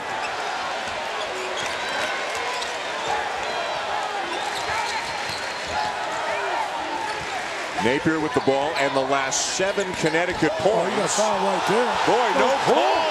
No call. Kevin Ollie just and got he gets a teed tee. up. Oh, my. Don't compound it. Don't compound it.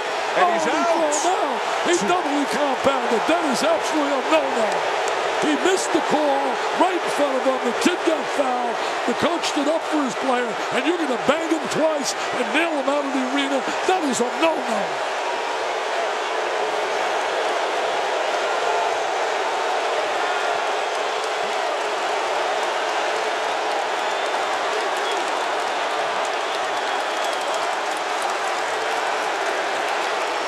I think Mike Stewart compounded a scenario.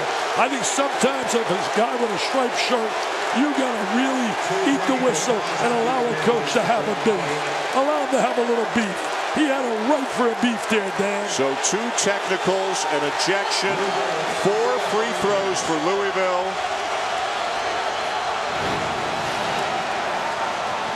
What's your feeling? I mean, right there. Look at the contact. You're going to tell me you don't have a right? Yeah. You don't have a right to fight for your player there. I mean, come on now. That's a foul. Yeah. Come on. That's a Come foul. on. And then you're going to compound it by nailing him. He's fighting for what's right, his team. Players respect that over their leader, their coach.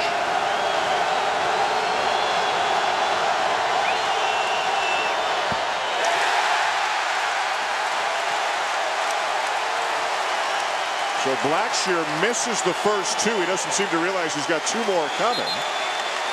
And now I'm making a change. Yeah, they're going to change and put Smith there. See, I could understand. Okay, people say, well, he got emotional, he got in a rough space. But sometimes you as an official, the good ones, the great ones, they have a comprehension for that. And they know when they really, and maybe on the next trip down, say, Coach, calm down, I'm going to get you. Calm down, I'm going to get you. But you don't bang him twice like that quickly when there's an error on your part. The only thing I can think of that Stewart must have felt is that Gaffey leaned into Blackshear to create the contact because you're entitled, rule of verticality and all that. But I agree with you. I don't think there's any question that that was a foul. And Ollie got teed up twice in a hurry. Got run from the game, and now presumably Glenn Miller, the associate head coach, he is taking over. He's kneeling at the end of the bench right now. There's a foul on Napier. Napier clapping his hands in sarcastic fashion, it looked like, after that call, and the atmosphere has turned ugly here in Stores. Well, there's no doubt that may be a foul right there. It's a silly foul on his part. There's a lot of frustration. Bonus already. Both ways, 12:56 to go. They got to calm down their emotions now and get set. A lot of time on the clock. You know, start playing basketball. Putting them on a free throw line right there was unnecessary. Giving them easy points. I mean, 40. You're about 70 feet from the basket. That's a silly play for a veteran player. Boy, think of how different it would have been if the foul is called against Louisville. Absolutely. Gaffey shooting free throws. Louisville doesn't get the 2 points on the technicals. Ollie doesn't get kicked out of the game. Napier probably doesn't commit the frustration foul. Dan, I've sung the praises of the guys with the striped shirts. It's a tough job, and they do basically a great job. But when there's an error like that, you got to speak about it. Gaffey has it knocked away from behind. Louisville with a double-digit lead. Blackshear back to Smith. Now the crowd wants to travel. Wanted to call on Blackshear. Rozier, nice look. Blackshear. And Gaffey's going to get called for a foul. He gave a little push. Yeah. He gave a little push.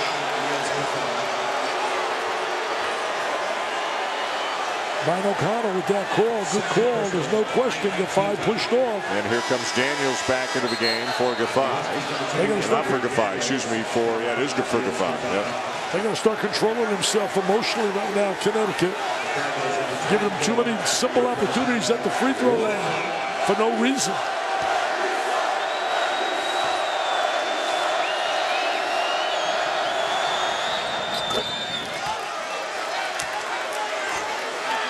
Well, this really seems to have galvanized the Louisville players as well. Oh, they're in great shape right now. I mean, here you're on the road. got a commanding lead. Look at the look in their eye. You can see from the clapping and the look in their eye. I mean, they sense that they can move in for the kill right now, the way that this one has changed. They've got a lot of good trips here recently to Connecticut. Beat them in Hartford last year and beat them here at Ganful each of the 2 years prior. One was in overtime.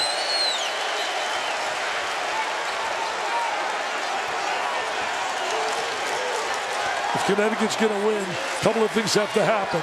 They got to get Daniels has been a no-show thus far here in the second half. And he's too passive with those 2 fouls. And they got to do a better job defensively, creating some turnovers and getting some layups.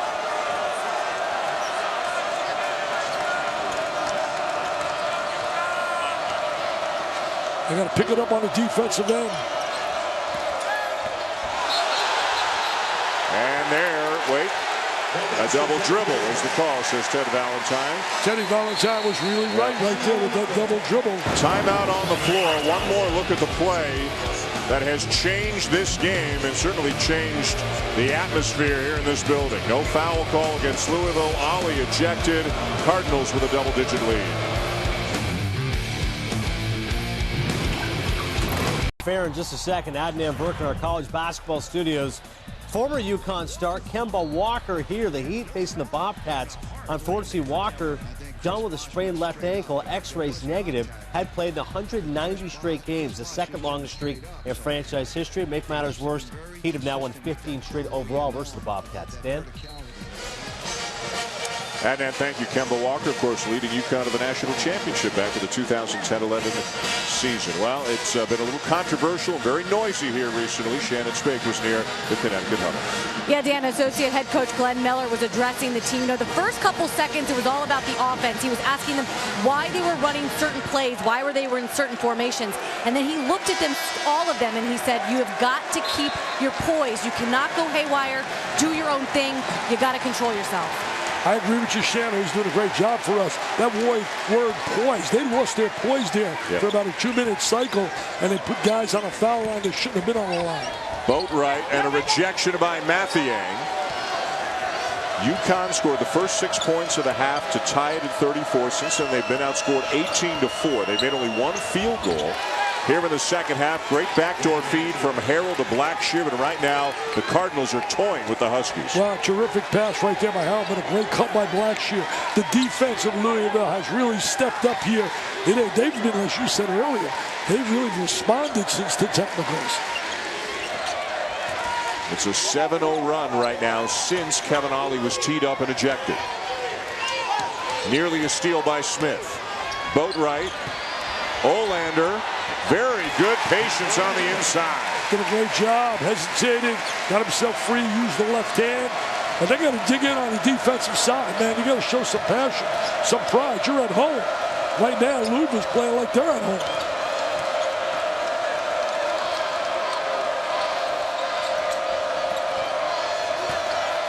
Blackshear posting up, and down to the rebound is Chroma. I think it's a great coaching move, bringing him off the bench. Daniels, and what a block by Mathiang. Mathiang, great shot block right there. Thou shalt not enter thy lane. This is Cry. That's the catch, that's the reverse, and there's the get it out of here, baby. Rejection City right there. Like a human eraser. He's going to be a good player. Yep. You saw the development of Jang. I mean, he came from nowhere. And this kid here has got a great attitude. He's going to work hard. He's got great size. He's got coaches that understand how to teach. He's going to be a very good player. Nearing the midway point of the second half, 14-point lead, make it 12 as Boatwright flies to the basket. Well, he utilized that great quickness, explosiveness, rather than be a little passive. See, I think the 2-3 zone has made them passive. And another Connecticut foul. It's on Chroma. And see where it took place? 80 feet from the basket. On a Monday, we've got a special holiday edition of the NBA on ESPN. On Martin Luther King Day, it'll be the Nets and the Knicks at 2:30 Eastern Time. Also available live on Watch ESPN. And 2 teams going in 2 different directions. I mean, the Nets playing a lot better right now. The Knicks, they went on a little run, now struggling again. Double bonus already for Louisville with better than 10 minutes to go in the half. Back into the game now for Connecticut, Omar Calhoun. Speaking of Brooklyn, he's from there.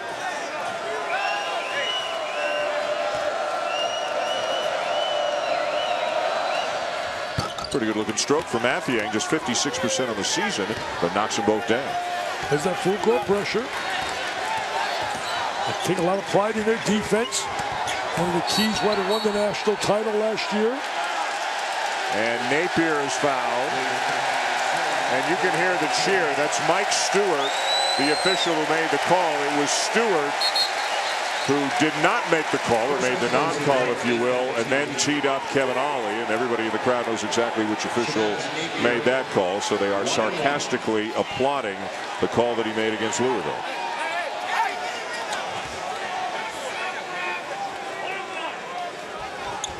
Let's go back to Shannon.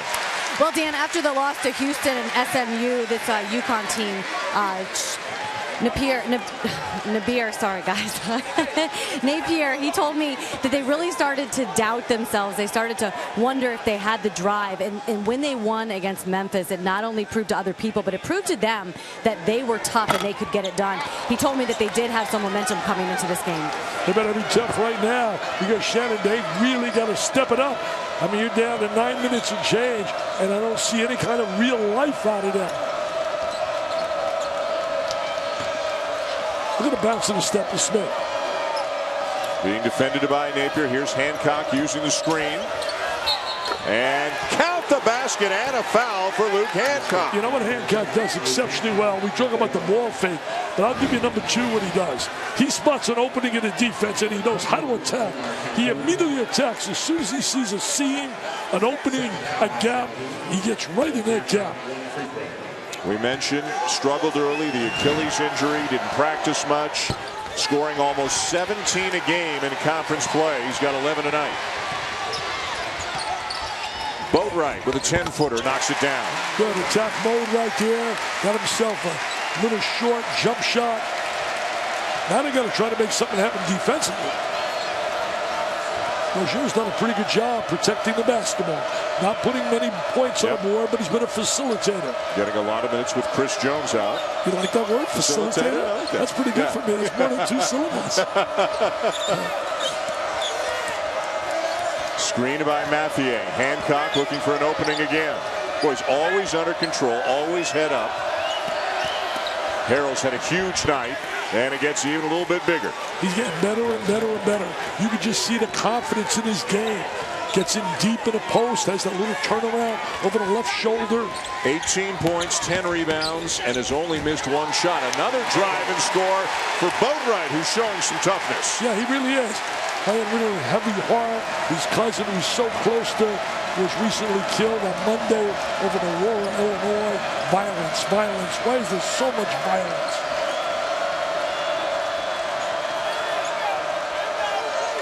Oh, he turned and lost sight of the ball. Hancock took a shot to the nose, it looked like, from Calhoun, and may have had some blurred vision or some discomfort, and he turned his back on the play, and the pass went out of bounds.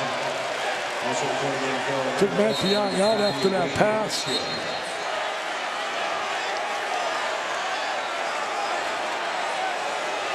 Rick Pitino's a master on the sideline.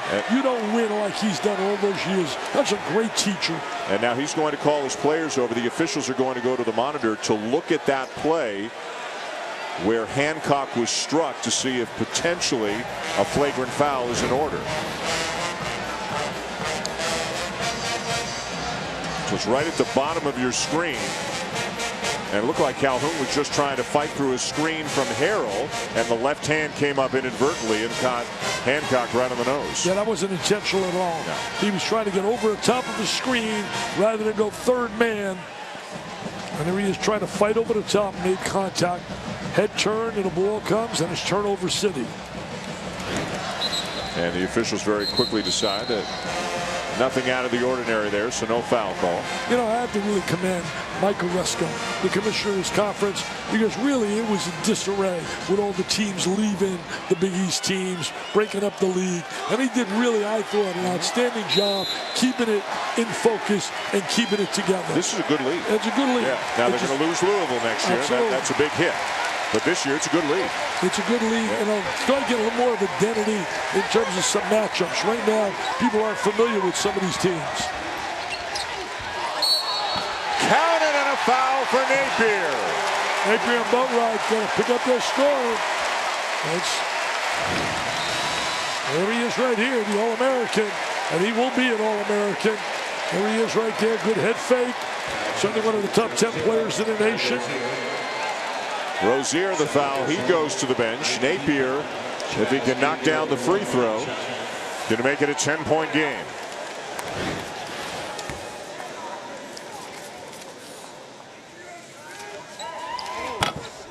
Knew he missed it, tried to follow it.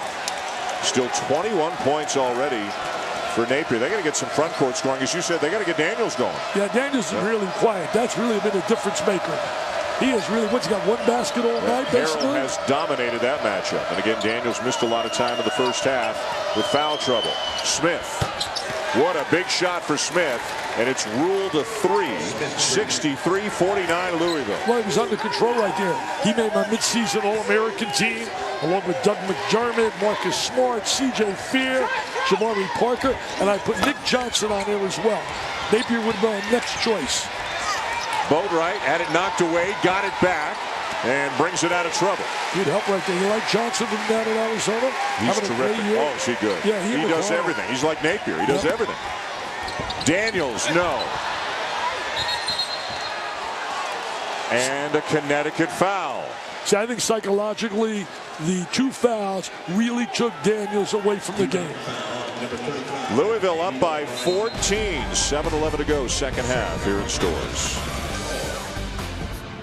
ESPN's exclusive presentation of college basketball is presented by DirecTV. If you call yourself a sports fan, you gotta get DirecTV. Call 1-800-DIRECTV. And in part by Buick. Visit your local Buick dealer to see why thousands of people are switching to Buick each month. Welcome back to Gamble Pavilion. All Louisville right now in the second half, leading Yukon by 14 and being led at times tonight by Russ Smith, who's having a sensational season. And we dug deep into the archive, Shannon, to find some Russ Smith footage from way back when. We sure did, Dan. Take a look at this video of Russ Smith. He's about 7 years old, and as you can see, he already has the moves. His dad is here tonight, Russ Smith Sr. He put the ball in Russ Smith's hand when he was 3 years old. Now, it's just the 3rd game that Big Russ has been to all season, but really his son turns to him all the time. And he told me, I spoke with him on the phone today, he told me he was one of the biggest supporters of Smith coming back to school and finishing his senior year. He actually worked with his son all summer long, becoming more of a complete player. He told his son, he said, listen, we all know you can score. It's the other part of your game you really have to work on.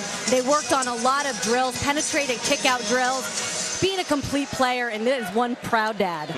All right, thanks, Shannon. Great job. And that's great footage. Awesome footage of Russ Smith as a 7-year-old. You know what I really love about it?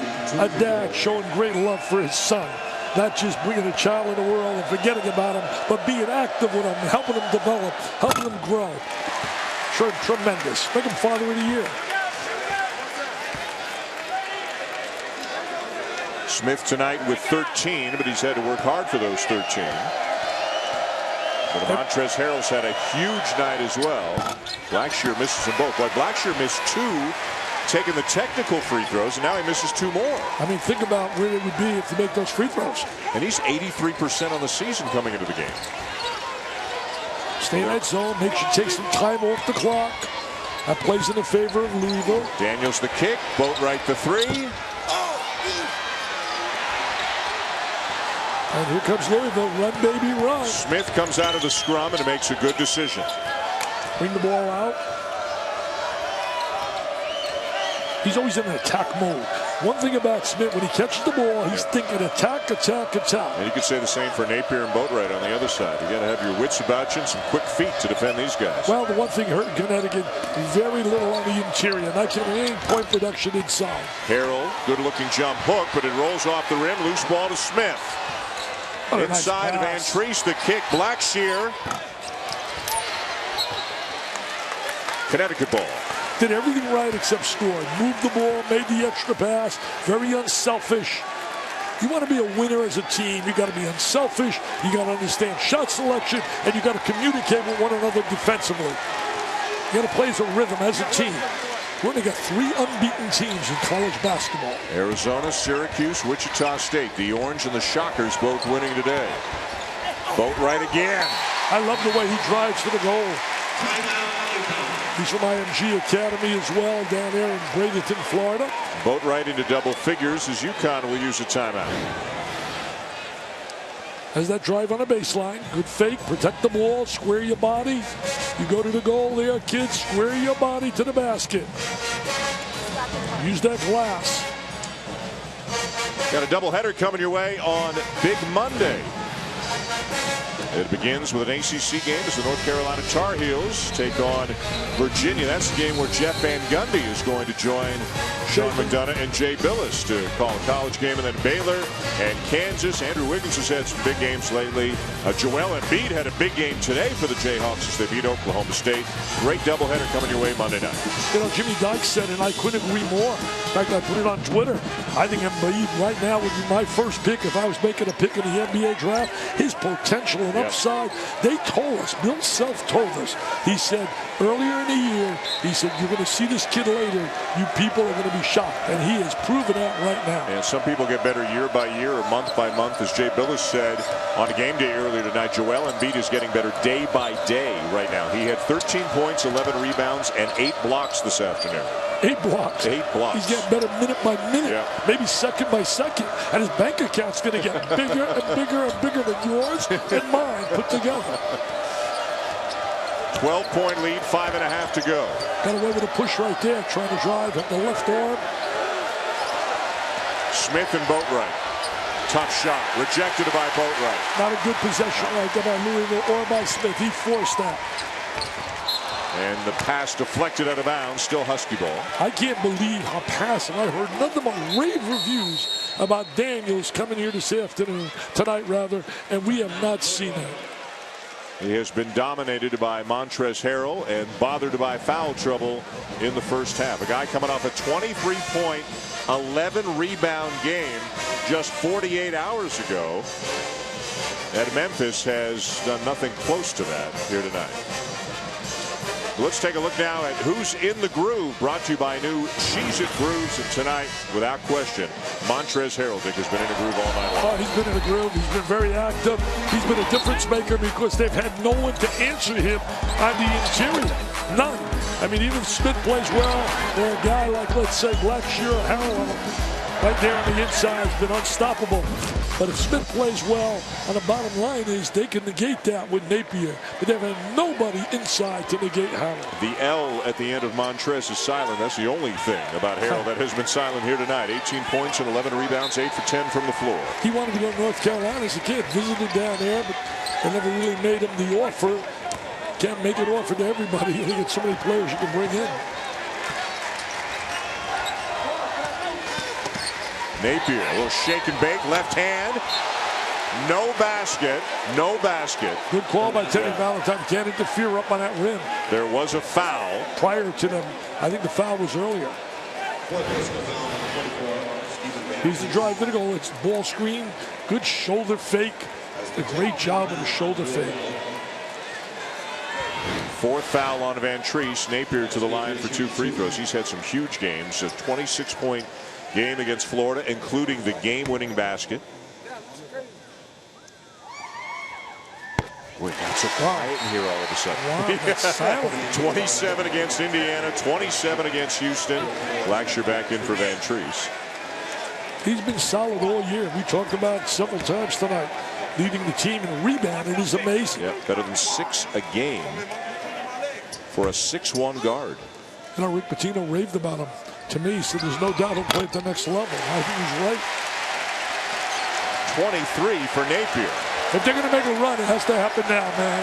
It got to happen now. You're at winning time. You're down 10. You're at home. You got to dig it in and suck it up and try to get a little spark. The crowd wants it to happen. Great hustle right there. Great hustle.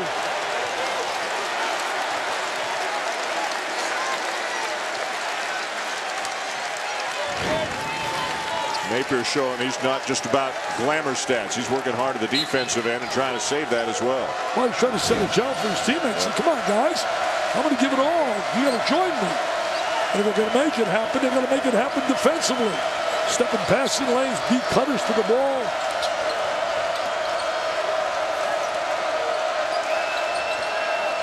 Hancock. The three. Rozier would down with the offensive rebound and draws the foul and will shoot a couple. You can't allow a guard to come to the glass and get the offensive rebound. You're down 10. You got a missed shot. You got to come up with that ball. Now watch this. There's the missed shot. And look at Rozier. He comes in. Nobody puts a body on him. A complete lane to the goal. And Napier called for his fourth foul. Everyone wants to show their great jumping ability. And if you get the most unbelievable basic element that coaches teach and talk about, block out. First assignment, find your guy and get a body on him. And Glenn Miller, so you can see the rebounding disparity and how Louisville has taken advantage of that on the inside. Glenn Miller, the associate head coach, who is acting as the head coach right now with Kevin Ollie ejected, has taken Napier out after the fourth foul, and you got to believe he's going to come right back in as soon as they get to the under 4 media timeout. Oh, absolutely. You better get him on the floor, man. You're down 11. You better put that superstar out there. Boatwright hangs, misses, tipped up, no good. Gaffey is there. Nice hustle by Gaffey. Again, nobody blocked him out. You can stay there all day long. The art of blocking out is a non-issue. They've got it down to single digits.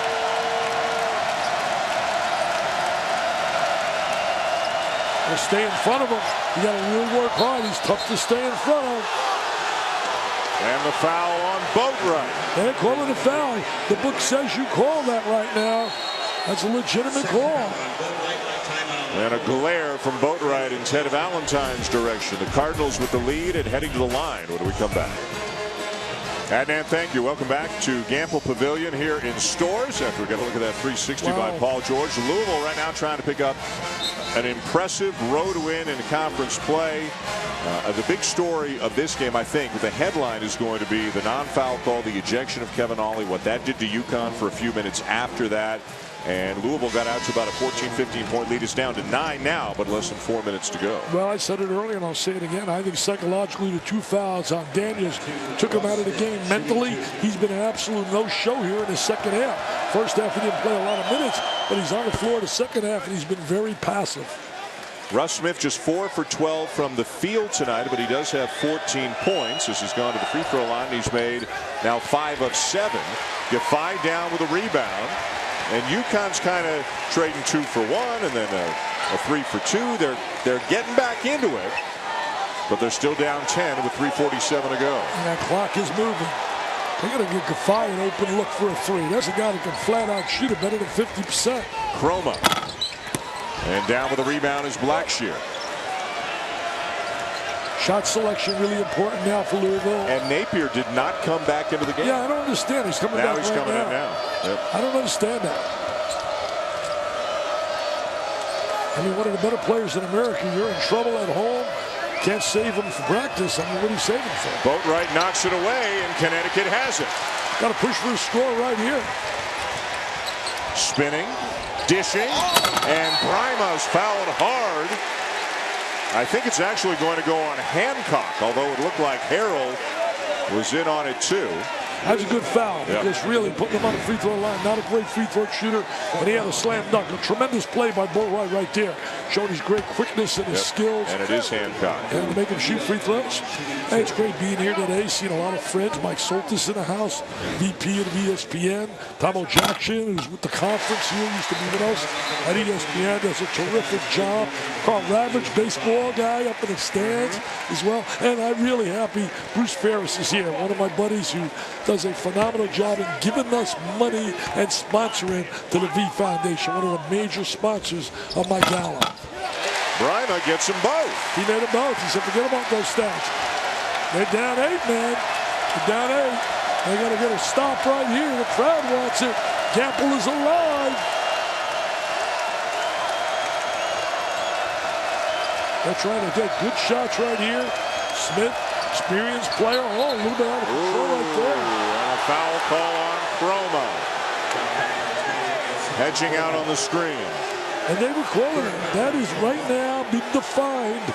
They want to call that foul, eliminate physical contact. Whether people believe it or not, that's in the book. The officials are doing what they were told that must be done. And Smith back at the line. It's nice when you got guards that can make free throws. When you're coming down the stretch, so many games determined by the charity stripe. Made them both.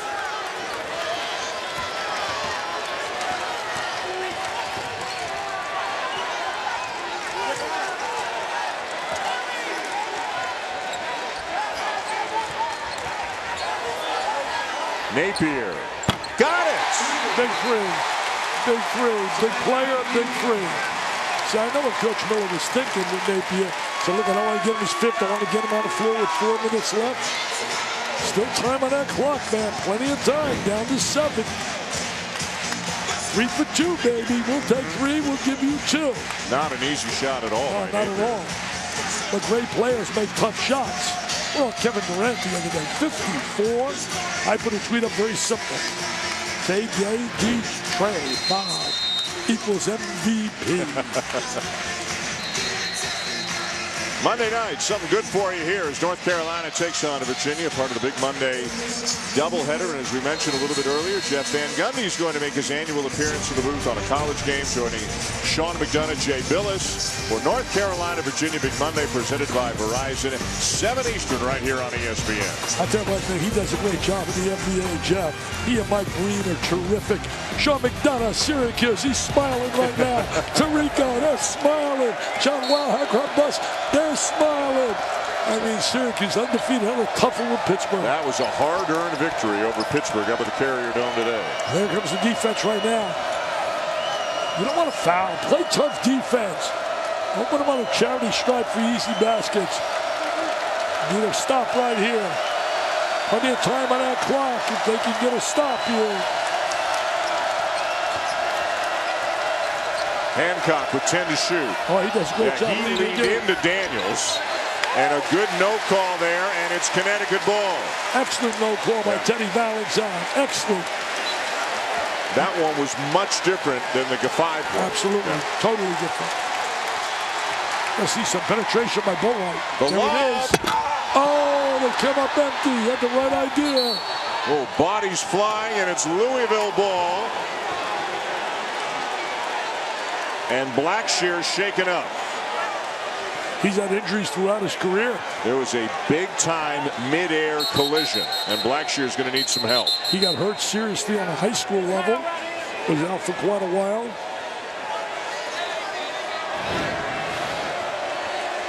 Good intention right there by Boatwright with the lob, and he can't convert. Chroma colliding with Blackshear as they both went for that loose ball. And it looked like the right hip of Chroma into the left hip area of Blackshear. Looks like it'll be fine.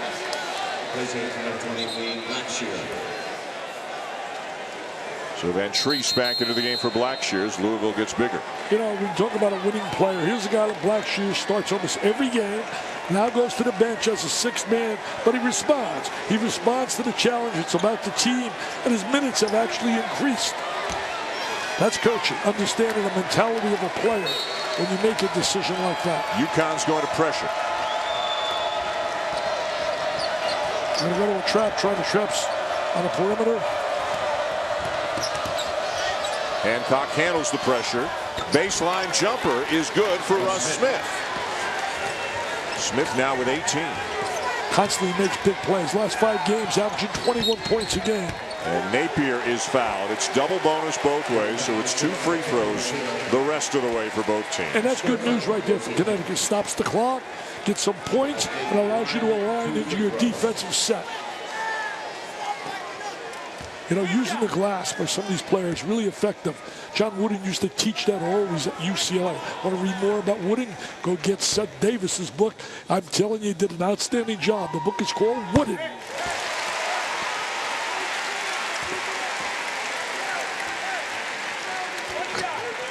Napier with 27 points in this game.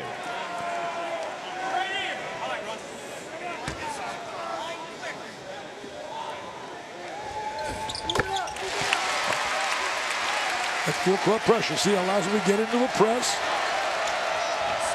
Can't trade baskets, though, man. Can't trade baskets with a minute and a half on the clock. See, smart, intelligent, veteran, bring the ball back out. Clock is on their side. Run that clock out. Protects the ball really well. And a timeout taken by Rick Pitino. See, Rick Pitino might be a little nervous now. He'll be much more nervous tomorrow watching his son's game against Iowa. Iowa's for real, but Minnesota, what a year they're having. Well, if you weren't with us earlier, you'll see this later on tonight on SportsCenter. You think? Well, I would think. I would think. You guys think? The non-call there as Blackshear collided with Gaffey. Kevin Ollie, livid, beyond livid, got teed up twice in about 2 seconds, so he got thrown out of the game. You know, I don't know what he said. My only feeling is, and I said this during a situation when it happened, you make an error, you don't make the call. I think sometimes as an official, you got to take that whistle and you got to put it in your mouth. You got to say, you know what? I got to let him scream. I got to let him yell. I got to let him do whatever he wants because maybe I missed the call. And maybe the next time I walk down and say, hey, man, take it easy. I'm going to have to tee you up. But I thought right there he compounded the situation. You made a mistake. You didn't blow the whistle on the foul. Then you hit him with one, and boom, the second one. Come on now. If I was referee, I'd hit you with some tees, baby. Bam, bam, bam. Out of here, Schumann.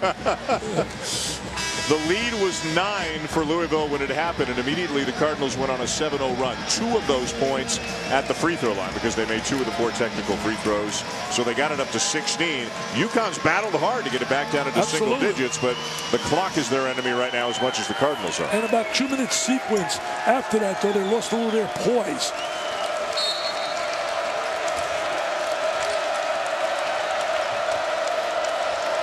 Can't seem to get it under that 7 mark, though.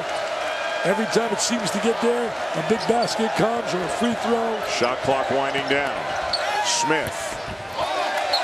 And it hits Smith. It looked like on the way out of bounds, and it did. It's Connecticut ball. Good call right there. Brian O'Connell with the call. And Rick Pitino wants Rozier and Smith up, slowing down the guards, trying to chew up some seconds. They're going to double up on the guards. He's been tough to the basket. All right. Napier gets free.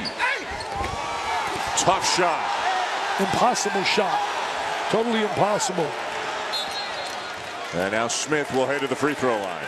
All I heard coming down here, wait until you see DeAndre Daniels. You're going to be blown away, Dickie V.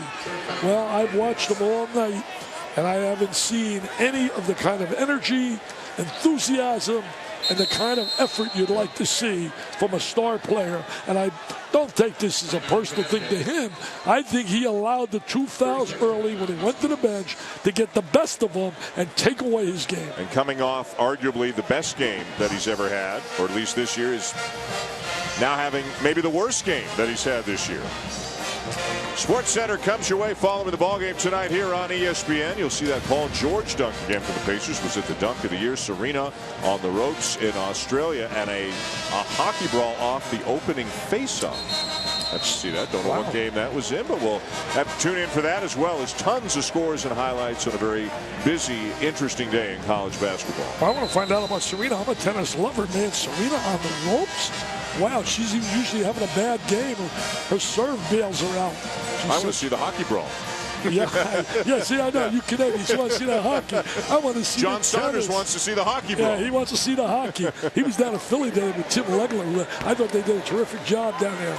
Great feature with Tim Legler on game day this morning. Yeah, from played at LaSalle. Palestra. Played at LaSalle, right? Talking about what it was like to go on a recruiting trip and go into the Palestra, one of the great venues in college basketball. I will never forget my first trip to the Palestra, Princeton and Penn. Senator Bill Bradley had no tickets. I was outside, begged and pleaded, and I got into the building. Back to 9 after a couple of free throws. Final minute here at Gamble. Looks like Louisville will pick up its first win, or its biggest win. Connecticut not ranked, but its biggest win of the season. And again, to set the scene for you in the American Conference right now, if this holds up, it means Louisville will have won at Yukon. Yukon will have won at Memphis, and Memphis will have won at Louisville. And Cincinnati's leading the league. Cincinnati's in great shape. Yeah. Cincinnati has been doing a phenomenal job. Mick Cronin used to work for Rick Pitino. Well, Mick Cronin quietly gets it done year after year. You talk about a program having an identity. Their identity is toughness, and they have that every year. Absolutely. And they're getting great play out of Kilpatrick. Doing a fantastic job, more than just a shooter. It looks like they're going to have a nice journey back to Louisville with a big W. Crowd now starting to file out here at the Gamble Pavilion after hopes were so high and the intensity and enthusiasm were off the charts at the beginning of the night. Louisville will be on the road again in its next game. The Cardinals will take on South Florida Wednesday, and then we'll have a week off. But Thursday the 30th on ESPN, they will host Cincinnati. My buddy Jimmy Leland, who's a buddy of yours as well, I went to dinner with him the other night. He's going to the Louisville game in South Florida. He wants to meet Rick Pitino.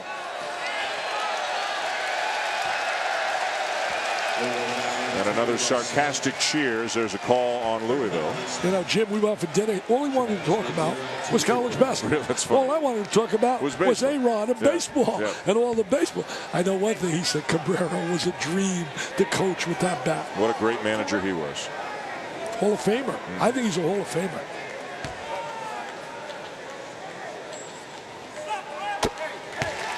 He's going to have a big night statistically, but this kid's a winner. This kid wanted one other thing. He wanted a W, a win.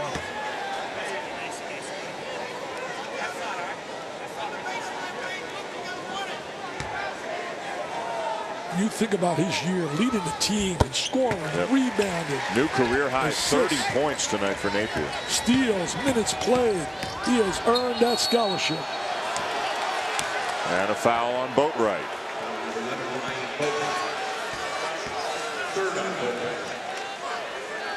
Well, my home court week, a chance to showcase some of the great arenas around the country, and you've got a bucket list of places. These are places you haven't been? Yeah, I haven't been to these places. I want to go to that arena down in Oregon. I've never been to Creighton, St. Joe's, man, Hawk Hill down there. Our boss is here tonight. Why don't you say, how about a West Coast trip? San Diego State, Oregon, USC?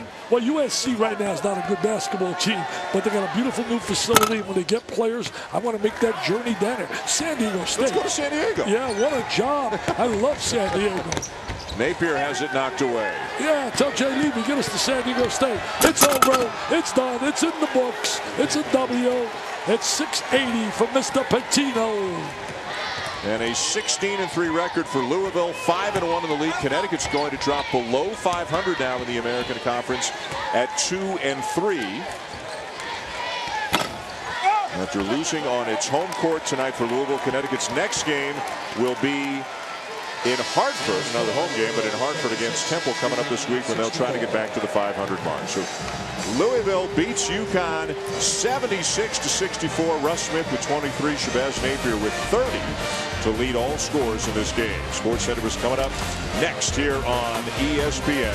For Dick Vitale, Shannon Spake, and our entire Saturday night crew, I'm Dan Shulman saying thanks for watching, and now we'll send it back to the studio. Jay